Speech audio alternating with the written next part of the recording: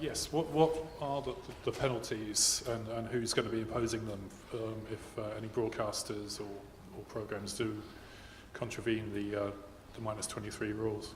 So the penalties should start, so the responsible is the broadcaster, that's one thing. The responsible is the broadcaster, or it should be the distribution company for a foreign channel, but for instance, it's really focused on broadcaster. So this is the broadcaster that is, for example, responsible of the fact it broadcasts an advertisement that is not aligned.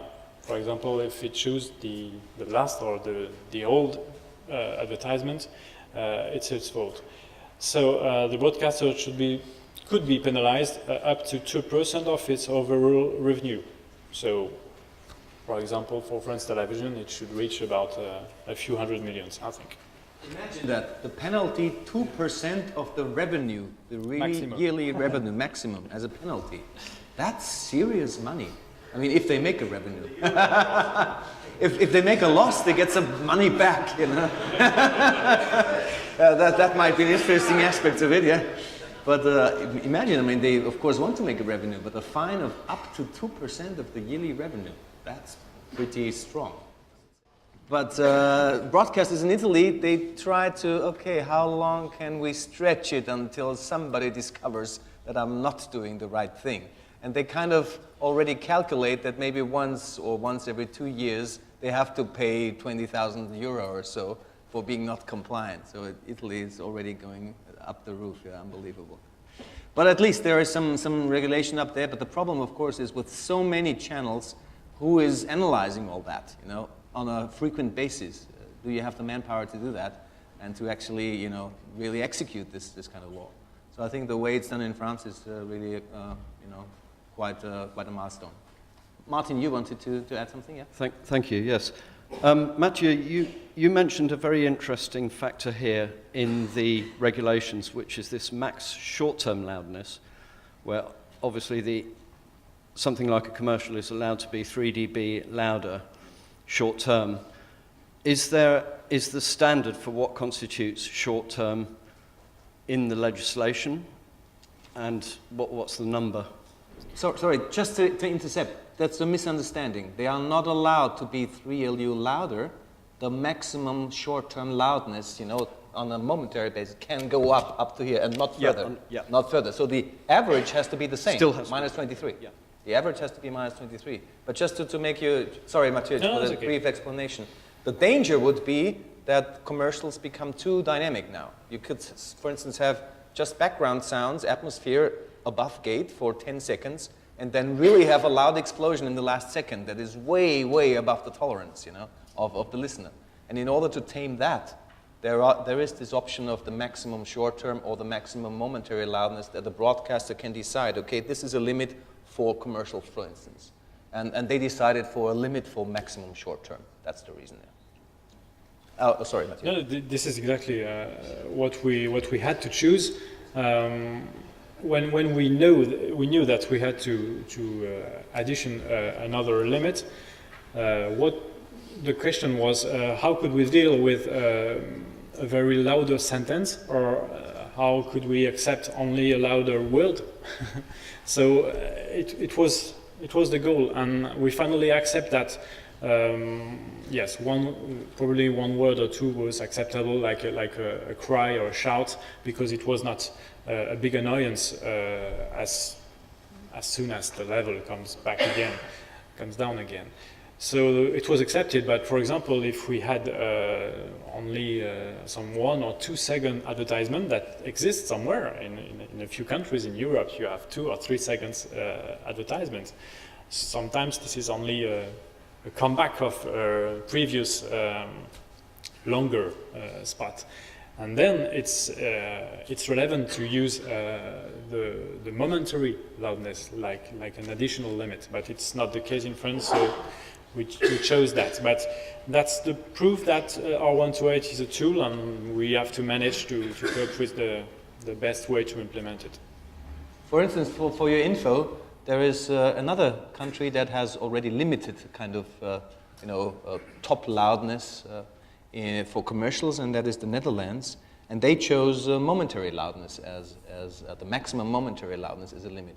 And if I'm correct, I think it's plus 8 LU, yeah? Plus 8 LU, so minus 15 LUFS for maximum momentary for commercials. And what does momentary mean? Momentary is the 400 millisecond integration time, and short term is the 3-second integration time. And just also because it's rather funny, I recently heard a scientific program about the perception of time. And there's a lot of scientific evidence and investigations being done. How long is our perception of now, of the present? And lo and behold, it's 3 seconds. It's 3 seconds. It's just short term, yeah? So I was almost having an accident on the highway when I heard that, because I was so, you know, yeah. Hallelujah, yeah? So we chose exactly our perception of what is now. 3 seconds. Fantastic. So, but momentary is 400 milliseconds. And short term is 3 seconds, which, by the way, also an interesting info, is very likely to make it into an ITU standard too. There is 1771, which specifies, you know, like we do in EBU mode, specifies a loudness meter. And during the last session in ITU, it has been approved to put 400 milliseconds and 3 seconds into 1771. It just awaits the okay of the administrations and should be hopefully out next year, February or so. And then we have universal also integration times, which I think would be very good. Thank you. Another question. Here, yes, please. Microphone is coming.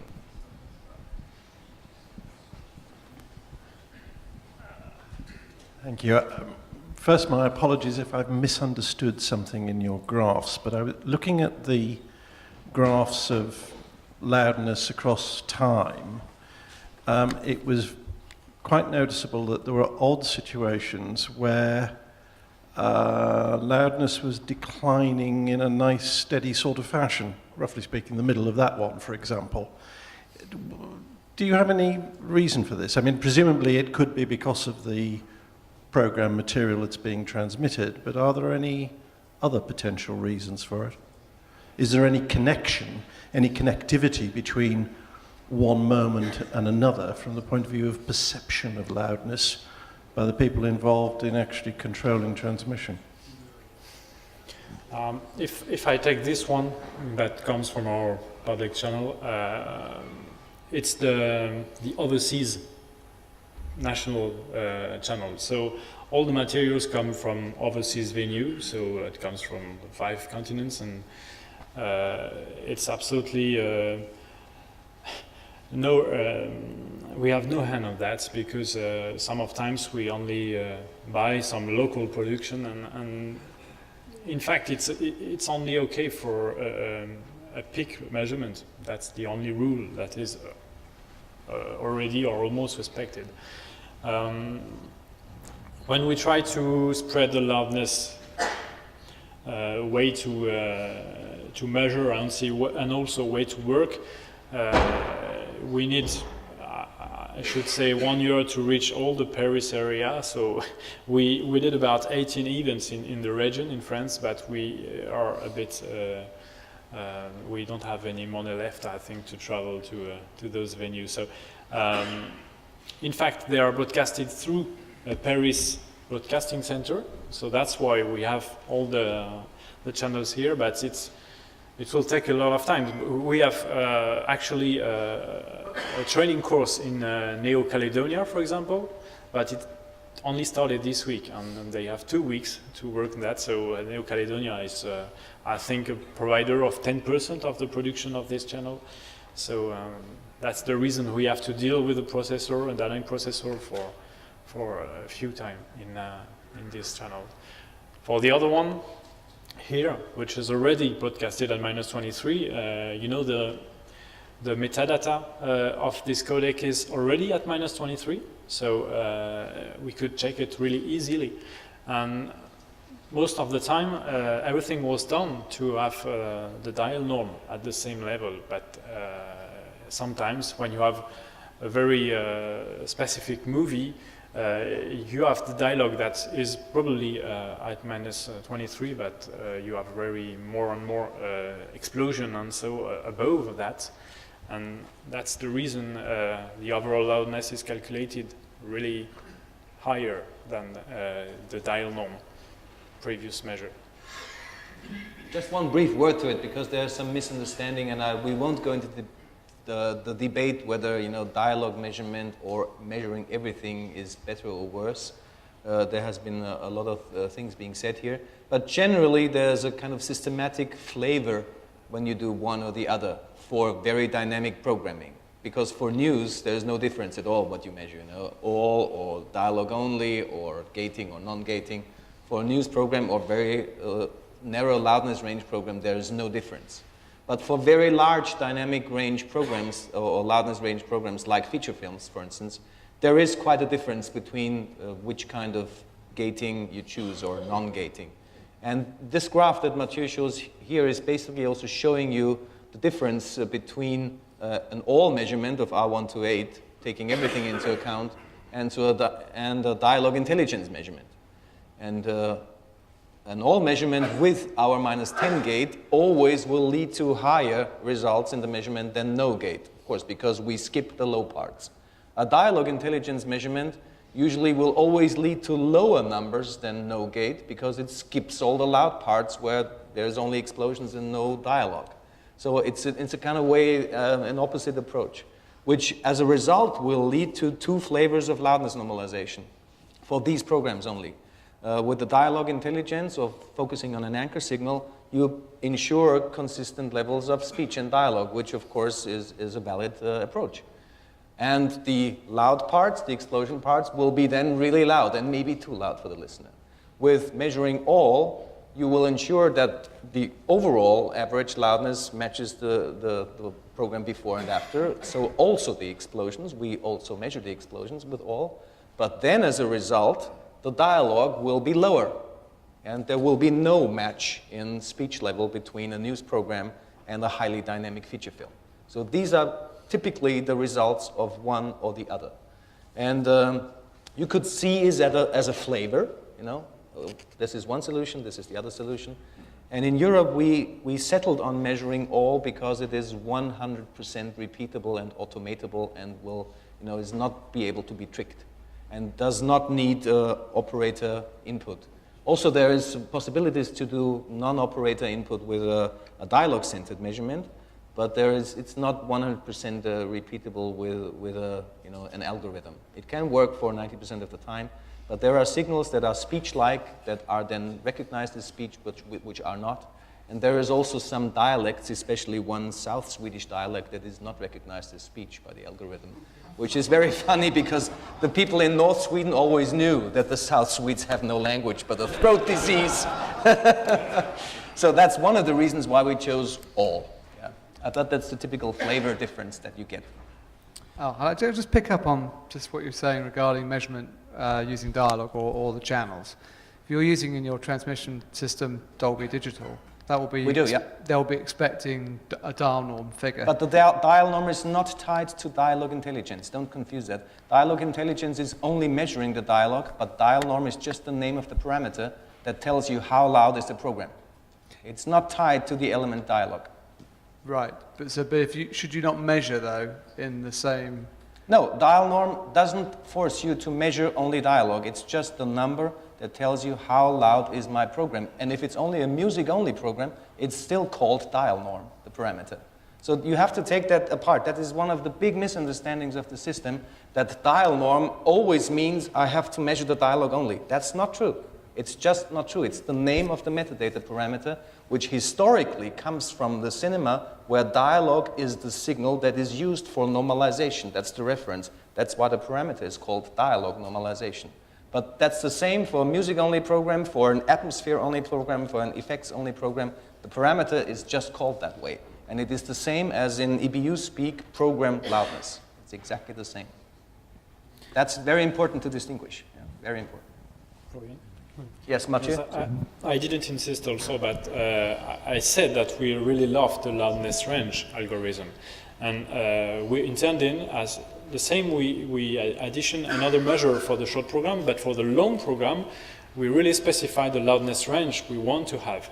And typically we don't want to have more than 20 LU as a loudness range, and we really want to have more than 5 LU. That's the rule that is also in the legal text.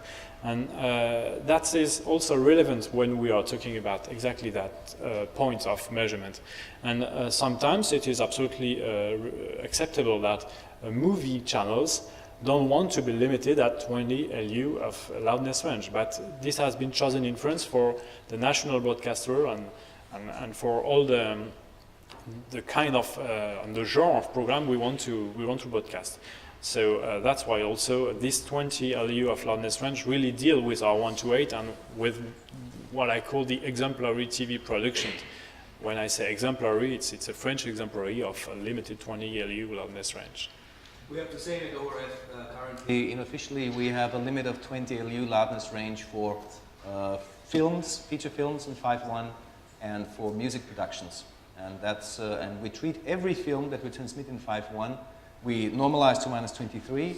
We process that it has below 20 LU loudness range if it's above that, and to -1 or -3 dB true peak. We do that also since almost 2 years now. So that's a very handy parameter for that. Just one point that I think is very important also to grasp, because Matthieu told us about that the video editors actually discovered that they might need to, edit differently with the system of loudness normalization.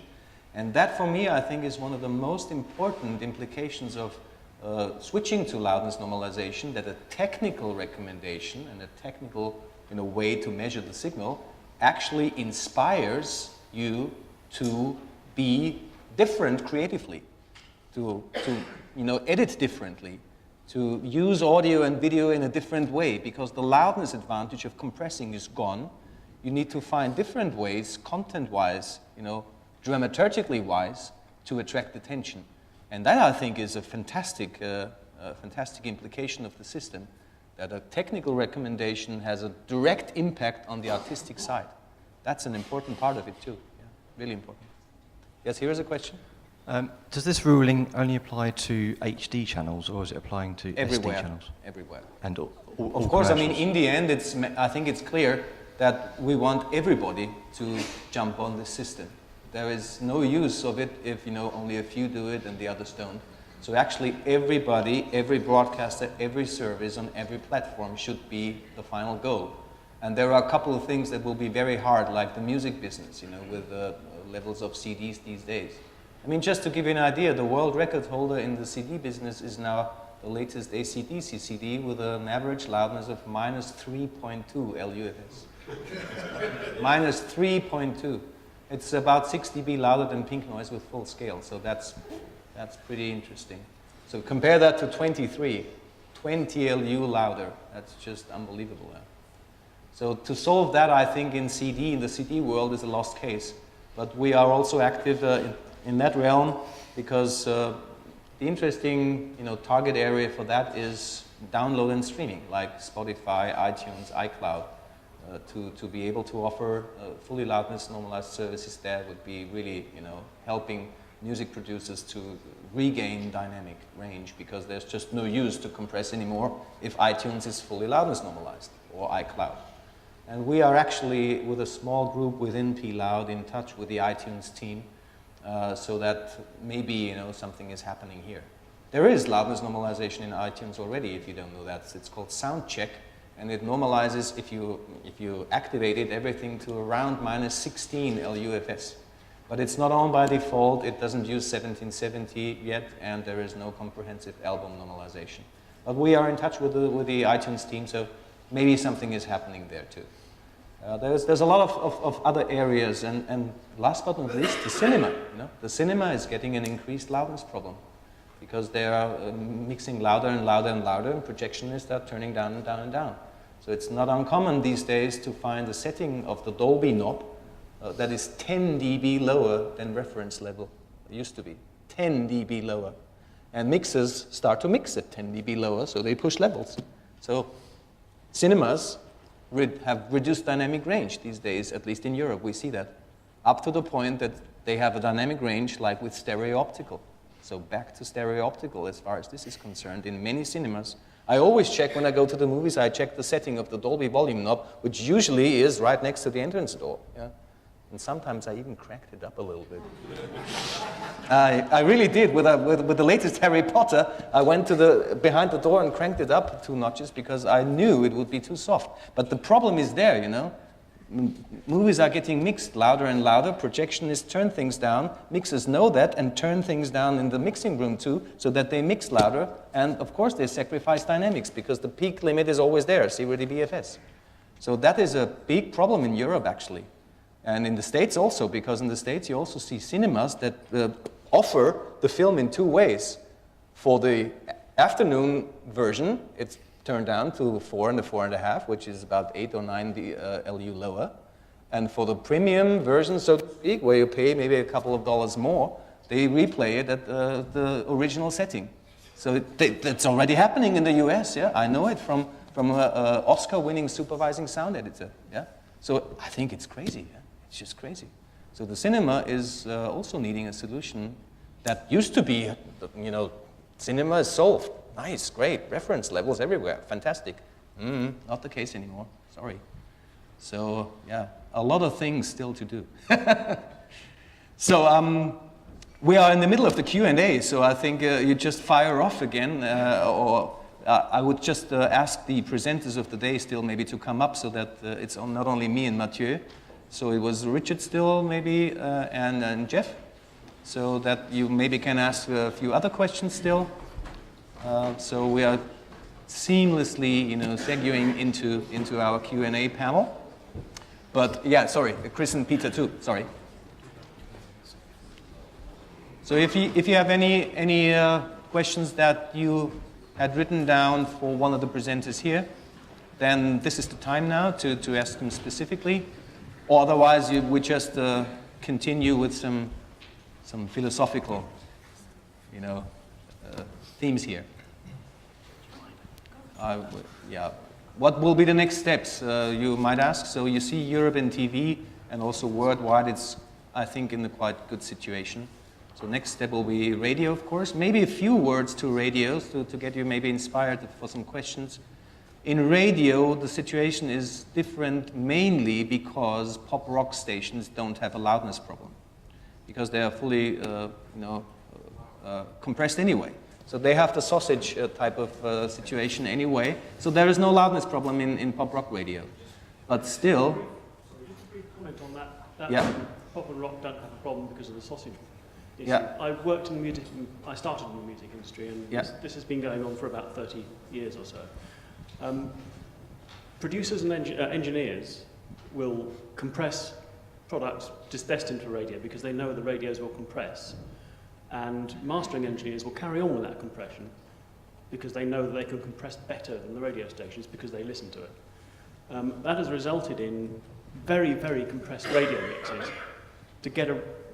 brought about purely because of the compression put on by the radio station. So I think it's unfair to say that I didn't blame anyone. I just said this is the situation in the radio stations, that they have very aggressive processing at the outputs that basically, puts everything into one level with a very slight variation. But that doesn't have that's had a knock-on effect back to the CD production. Yeah, of course. It was a feedback loop in a way. Absolutely. Yeah. I didn't blame anyone. So I wasn't meaning blame, but. So, but it's just the reality these days that the pop rock stations don't have any loudness range left, which I don't quantify or qualify, because for the car you need it anyway. The problem is a different one, and you might think, well, not loudness. Well, we don't have a loudness problem in radio, so okay, thank you very much. We continue as usual. But what you could do actually with the loudness measurement and the loudness normalization in these kind of stations is to actually loudness normalize your whole archive on a much lower level than is the average level today. So bringing down all the last 10 years productions considerably, and then you can decrease the aggressiveness of Optimods, Omnias, and your output processors, so that, for instance, the 70s and 80s and 60s songs survive much better. You know, the current material won't be changing anyway. It might even sound better, also the current material, because the processor is not as aggressive anymore. And that's the main point, your output loudness won't change in the first step. Just your sound's going to change. And the sound quality is going to change, and there is evidence already for that. We have made some test trials already in Germany in radio stations that this actually works very nicely without changing your average loudness of the station. You just increase the perceived quality of your station. That's interesting, I would say. And hopefully people will start to mix slightly more dynamically. Yes, of course, that would be then the final goal, that, you know, once we establish these kind of things in radio in the first place, and then maybe through services like iTunes, iCloud in the second place, also these productions are going to be more dynamic again. Of course, that must be the ultimate goal. But the good thing is, I think, in current production for pop rock is that it really can't get any worse. It's really that there's almost no way to make it louder than -3 LUFS on average. You have to deliberately clip a couple of times AD, D to A to D, D to A to reach those kind of levels. It's just absolutely outrageous. And it's wrong for all reasons imaginable. Yeah? True peak levels go up the roof. True peak levels in current CD productions are in the range of +3 dB true peak. And then you compress it with an MP3 of 56 kilobit, which needs additional 5 dB of headroom not to compress. So you have 8 dB of too much level for true peak issues and compression issues, data reduction issues. And that's how it sounds. Sorry. And that's why you have listener fatigue, and that's why you have all these issues. So it can't get any worse. So this is the only hope we have. But we're working on it. We're not just saying, oh, we can't do anything. We're really working on it. Absolutely. Yes, here's a question. Florian, I don't want to be the prophet of doom, but I would say many young people under the age of 30 wouldn't know good sound. If it Absolutely, came up and punched them in the face. No, you're totally right, because they don't know. They don't know other. Absolutely. Absolutely. I don't know anybody under 30 that owns a hi-fi system. Yes, that's totally true. They music off their phones that's on a true. set of buds. That's true. Many producers are saying it's virtually pointless crafting an album anymore, because I totally agree. You won't hear that craft. Yeah. For all the reasons that you've just stated. That's one of the difficult parts, is that the younger generation now has been brought up with that kind of sound, and with data reduction and all the artifacts in it, with all the kind of nasty non-harmonic distortion that is subconsciously going along, and they think this is how it should sound. And if they play WAV and linear PCM to them, they think it sounds weak and small and too soft or whatever. And that has been actually done in scientific investigations, that they do prefer data-reduced sound compared to linear PCM. That's true. And that makes it, of course, a little bit more difficult to get to the idea of quality again. But what can we do? I mean, we just can work around ourselves to educate our own children, play them WAV and these kind of things, to maybe let them discover audio quality again. But yes, of course, it's something that is not a totally lost case, but it's difficult. Yeah, I agree. Martin?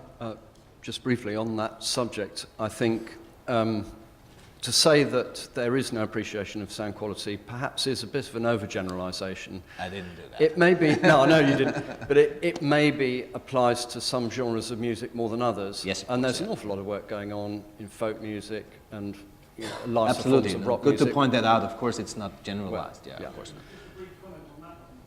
As I mentioned, Just a second, wait for the microphone, please.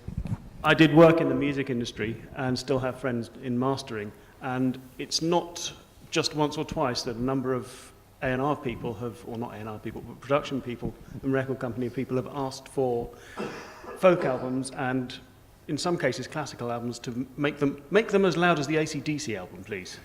Yes, yeah, we see that too, absolutely, yeah. And when you actually get them into the studio and you say, well, look, listen to it like this is the AC/DC album, well, to make the average level the same by turning up the volume pot, now listen to it, and they then understand, but it takes someone to actually point it out to people before that happens. Yeah, it's really difficult. I mean, for instance, in our small group that deals with Apple, we have also Bob Katz in there, the mastering engineer in the States, and he really is a very, very, he has a lot of stamina to explain to the artists, to the producers, what is the, the dangers and what is the good side and what is the bad side of overcompression. But still, if the artist understands and says, yes, I see it, and your mastering sounds really nice and dynamic and great, and then he goes home with a test CD, CDR, and compares it to the latest Black Eyed Peas, he comes back and says, but sorry, Bob, but it's a little bit too low. Couldn't you mix 2 dB higher? And when they are then confronted with 2 masters, one higher up and one, with a lower average, but sounding much more dynamic and nicer, yeah, they will take the louder one, because louder is better. And that's so difficult to get out of people's minds, also of musicians. It's really, really difficult. And I think with CD, when you compare it to the latest one of so-and-so, and you do that, always the louder one wins. And I think CD will be really tricky, and I think it's a lost case personally. So I think the way to do it is with these new download and streaming services. I think this is our best bet to maybe solve the situation in the music industry.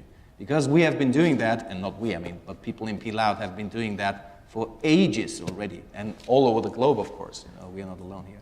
And basically nothing has happened. It's gone worse and worse and worse. So this is probably the toughest case. But yeah, we'll try. Sorry, I'm speaking here as a one-man show, but any other questions for the panelists, please? I'm a mastering engineer, and okay, we're now into radio and mastering. So you see the scope of the event here, yeah? I do think there is hope for the future, but I feel also I perhaps ought to change the subject away from mastering engineers destroying music.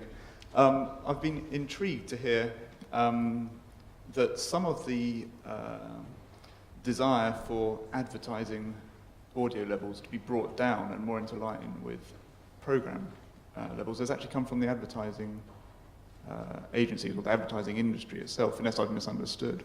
In France, that was the case that they were highly interested in it. Would the panel like to perhaps expand on what they know about this and perhaps speculate for the future as well as to whether that's likely to be a trend to continue? And because the assumption is always that advertisers and companies want their things to be loud, but that's my assumption. But is that the case? And I'm intrigued to hear that it's not always the case. Shall I do that? Yeah. Well, in the Netherlands in 2005 we had a symposium, and this was the first time that all parties were together to talk about the loudness problem, from production up to distribution and also the advertisers. And at the end of the day, the conclusion was that nobody was happy with the situation as it was, including the advertisers. So nobody was happy with the compressed commercials and the loud commercials. So yeah, it amazed us, but yeah, it was at least a good starting point for the future. Pat, you wanted to say something here? Yeah, we discovered the same in the United States.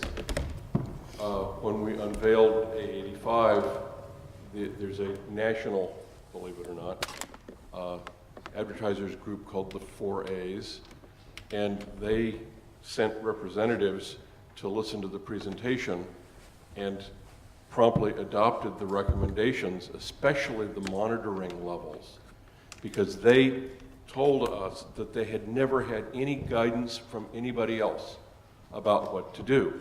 And so that's why advertising audio levels were just all over the map.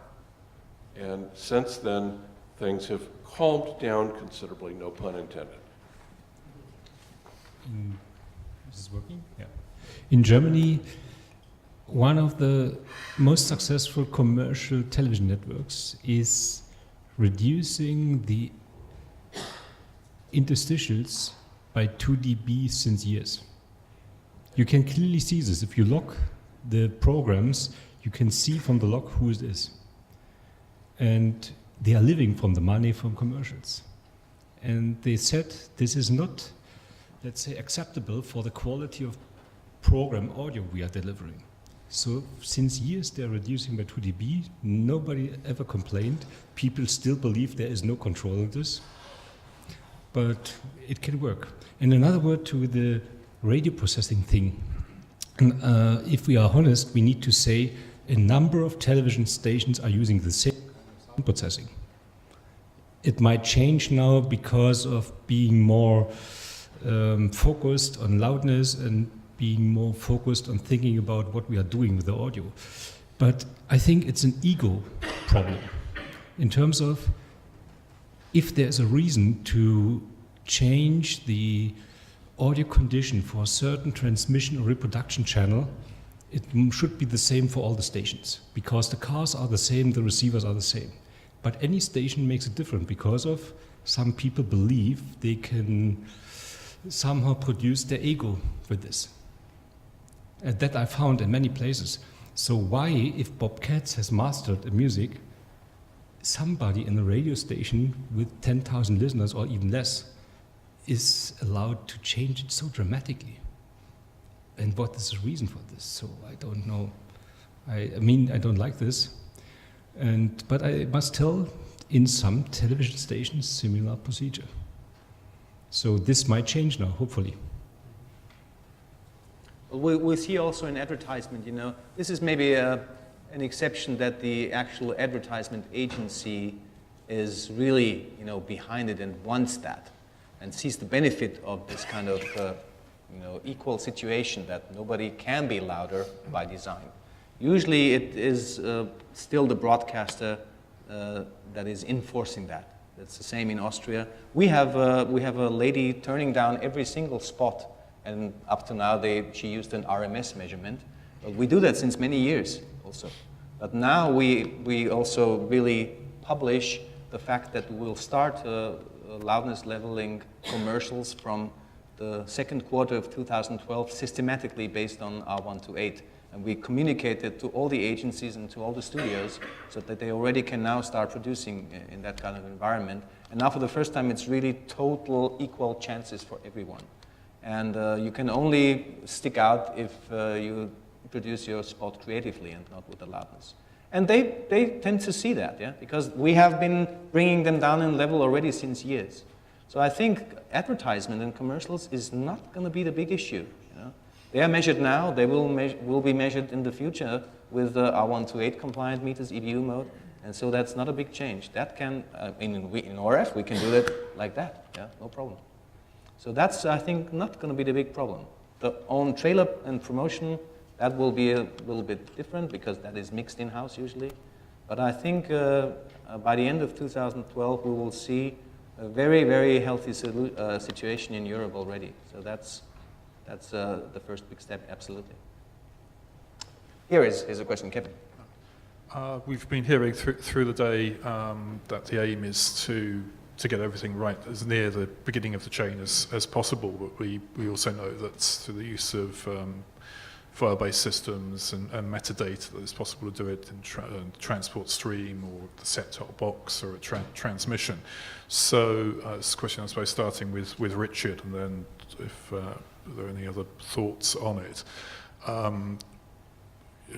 Where should it be done? Should we say, yes, we definitely have to do it at the beginning? And is there the possibility that some parts of the chain could override other parts, that it's done at the set-top box? You know, is there still the potential for some kind of conflict along the distribution chain?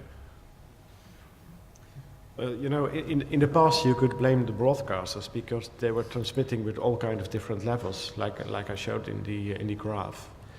But this is changing now because more and more stations are aware of what they are doing and they know that they are transmitting with the correct levels now. So actually the problem in the set-top boxes was hidden, more or less. But now the broadcasters that have invested money to get all things right, and they know that they are transmitting correctly, you see that also the distribution companies need to do something. And the problems in the set-top boxes and IDTVs is, yeah, something that is really, yeah, unfortunately, is still a problem to solve.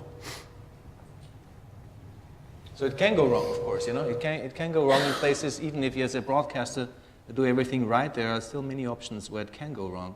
But the concept is to really, step by step, have the strategy to, you know, start from the beginning, and once one area is solved, next one and next one. So I think if something as messy as loudness levels in broadcasting is concerned needs, or when we want to solve that, it needs a radical solution. And it's a total level revolution now that we are facing. And that's why it's such a popular topic also, because everybody feels we are at the core and at the heart of our profession, of what we do with our signal. So totally changing the way we look at an audio signal from peak to loudness. It cannot be any more basic than that. And I think this momentum that the topic has now is something that we are not allowed to mess up. I think we have the best chance ever in our professional career to solve that. And in TV, I think we're over the point where it can fail. But this is not, we're not allowed to rest on the laurels and say, okay, done, job done, because we have so many other areas where things go wrong. But I think we really should all work together to really make that fly in all the areas, because this is our chance now, since decades. Pathetic words. In the U.S., I just wanted to add to this discussion a little bit. In the U.S., with the quite different distribution model we have there for television programming, making its way from production all the way to viewers' home via various outlets, I think one of the fundamental things that's going to have to happen, and this might mean evolving the underlying technology in some way to do this, there needs to be some way of verifying and validating, some level of trust by an automated means. And we touched on this a little earlier today. Somebody's done good work upstream. How do you, teach or instruct or guide a processor downstream that may be in distribution there to catch anything that might slip through to get out of the way, automatically and intelligently, so we don't disrupt or pull somebody out of compliance? Because theoretically, if somebody's done a good job of creating an entire piece of content, let's say an hour program,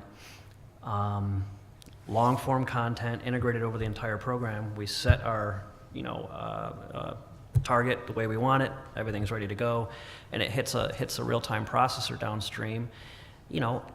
Theoretically, if that processor is not set correctly or is poorly designed, poorly implemented, it could pull you out of compliance.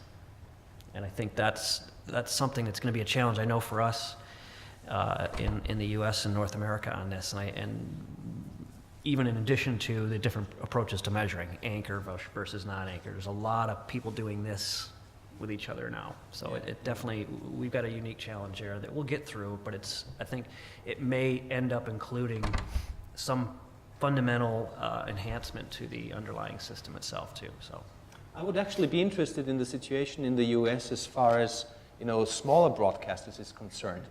Major networks are interested and are already applying things, but how is it with the loads and hundreds and thousands of smaller broadcasters?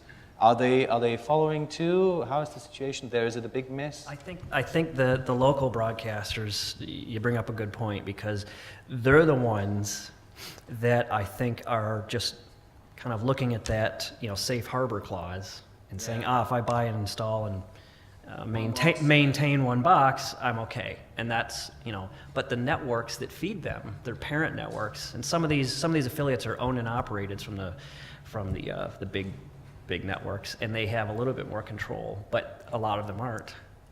They're independent. So it's going to be interesting. Again, a lot of them, I have to say, are stepping up, but might not be stepping up in a way that we feel is optimum, right? So More education. Yes. More education. Always comes down to that. Okay, maybe one more question, and then I would like to make a wrap up of our event. Yes, please. Just a question for Jeff. On that point of conformed material hitting a real-time processor, is there no spare metadata parameter within the spec that we could use as that flag? Because a lot of the downstream processors do look at metadata. Exactly. There is room. Yes, there are fields that could be leveraged for this. The trick would be, if we did that, we would have to somehow securely carry that and make sure that nobody could attack it or fool it. Exactly. And I think there is room. There is room to do this. So, but the trick is, we even had in the US, there's actually one of the operators, one of the platform operators, for years, that has passed through AC3 on some services. They'll take AC3 in, they've built their own process, goes into the AC3 bit stream, and just overwrites dial norm every frame. Overwrites dial norm, recomputes the CRC. It's a public spec, public standard. It's easy to do. However, they don't rewrite and recompute the dynamic range compression words in the stream to ensure clipping, because the encoder predicted clipping and made sure it inserted enough gain, dynamic range gain, to keep DACs from clipping in set tops. But this particular platform didn't realize that, and all of a sudden, some premium services, were getting complaints because things were being clipped, so on and so forth. So it's that trust that we got to find a way to securely carry it. So if somebody spoofs it, the next device in the chain says, I can't trust this anymore. Revert to, fallback mode. So I think that's kind of the next area we really got to look at. For sure. Thank you. All right. Well, I think we've come to the end of our event. Maybe Simon, could you switch to the computer again? I would like to make a very brief, kind of wrap up and summary of the day. We had, I think, very interesting presentations that, were attached to all different areas of our signal chain, from broadcasting to distribution and the consumer. So we had me also talking about the pitfalls and dangers. We had Randy talking about issues in broadcasting and at the consumer side from the Harris perspective. Then we had Phil from the BBC talking about what the consumer at the BBC felt like being audio complaints.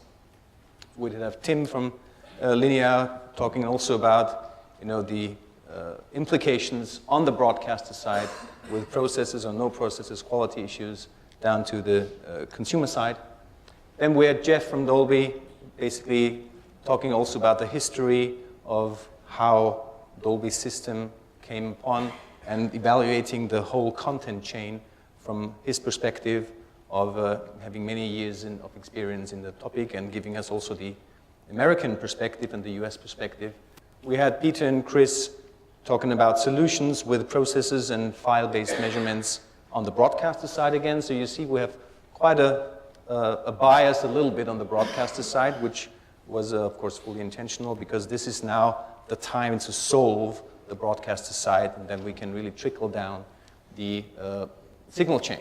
Richard then was the one who talked about distribution and also the consumer side, with the concept of loudness normalization as we developed it in PLOUD, to ensure that a distributor that has a service of dozens or even hundreds of channels, and here in London you have Red Bee being one of those distributors, giving them a tool set to comply to these ideas, and to give them an asset actually to say, my bouquet to you as my customer, I have fully loudness normalized channels to offer you, despite the fact that maybe many of those channels do not comply to the new loudness standard. So this is kind of our second line of defense, the safety net.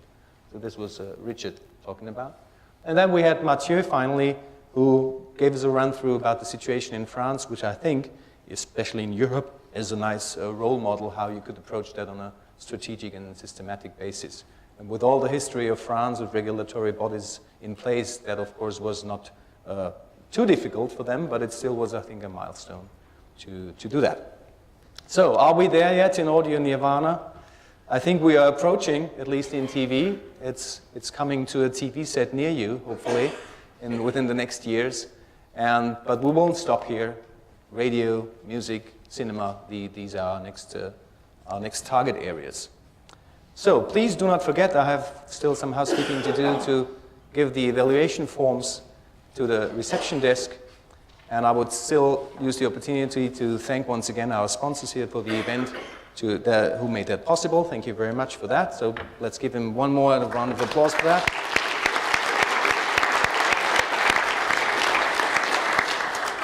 And with that, I kind of encourage you to go to Mason's Arms pub around the corner to continue the 19-inch rack discussions, you know, as we call it. And, well, cheers. Thank you, everyone.